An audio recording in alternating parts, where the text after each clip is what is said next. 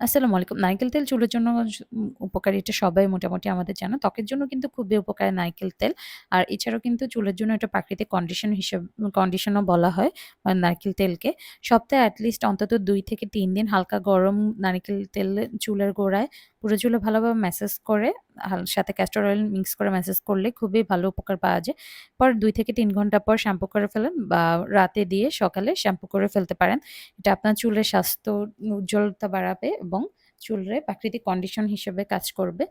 আর নারকেল তেল চুলে খুশকি মুক্ত করে, তারপরে অ্যান্টি ফাঙ্গাল দূর করে। এছাড়াও সিল্কি এবং জটমুক্ত রাখতে অনেক বেশি উপকার করে।